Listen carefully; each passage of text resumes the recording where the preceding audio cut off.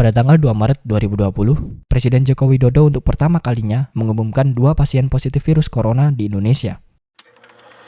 Dengan anak yang anaknya ibu tadi yang berumur 31 tahun dan ibunya yang berumur 64 tahun, dua-duanya positif corona itu ada di Indonesia. Sepekan kemudian, tanggal 8 Maret 2020, pemerintah Indonesia menunjuk Bapak Ahmad Yuryanto untuk menjadi juru bicara pemerintah menangani wabah COVID-19. Pada tanggal 15 Maret 2020, sudah terdapat 21 kasus baru virus corona, sehingga total menjadi 117 kasus positif corona di Indonesia, hanya dalam waktu kurang dari 2 minggu.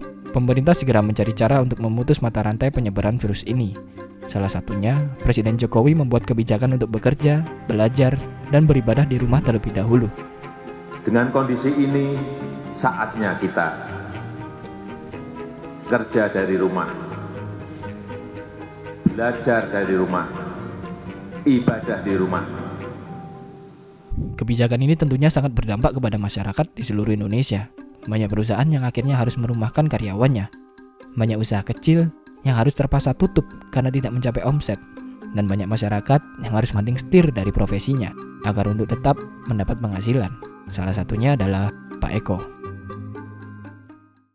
Nama saya Eko Adi Cahyono dan saya adalah pemilik dari Cakrawala Tour and Organizer, jadi yang bergerak di bidang perjalanan wisata, pelatihan sumber daya manusia, dan juga yang saya ngisi beberapa motivasi beberapa instansi pemerintah. Dia merupakan tour planner, tour konsultan, motivator, dan juga owner dari Cakrawala Tour. Sebagai pelaku industri pariwisata, Pak Eko sangat merasakan dampak dari kebijakan ini.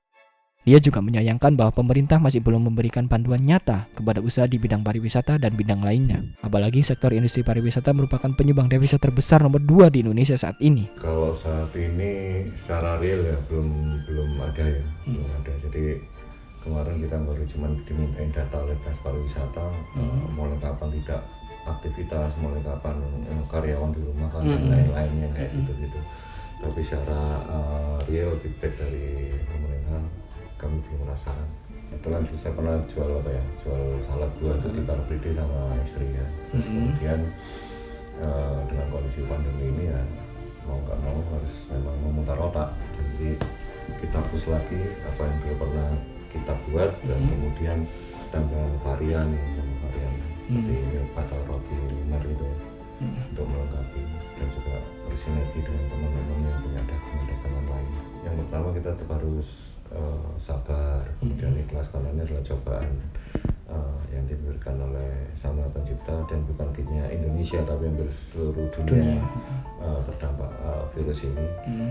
Dan kalau saran saya buat siapapun di luar sana, perbanyaklah berteman ya, tanpa harus memilih si A si B-nya dari background apapun, karena kita nggak pernah tahu bahwa di kemudian hari mereka itu justru yang banyak mensupport kehidupan kita. Jadi seperti itu ya, baik-baiklah dengan orang lain karena ya tadi kita saling melengkapi, kita saling mengisi, kita saling menguatkan dengan kondisi seperti ini. Yang selamanya dulu kita hanya mungkin say hello di jalan terus kemudian hanya saling sendagura sekilas, justru sekarang kita lebih Pak Eko merupakan contoh baik apa yang bisa dihasilkan selama masa pandemi ini. Dia tidak mengeluh dengan kondisi saat ini. Dia tidak menyalahkan keadaan. Dia juga tidak saling menyalahkan orang lain. Tetapi, dia tetap berusaha dan memberikan semangat kepada orang lain. Manusia merupakan makhluk sosial. Sebagai makhluk sosial, manusia harus saling tolong-menolong. Jadi stop untuk selalu menyalahkan orang lain dan mulailah untuk peduli terhadap sesama.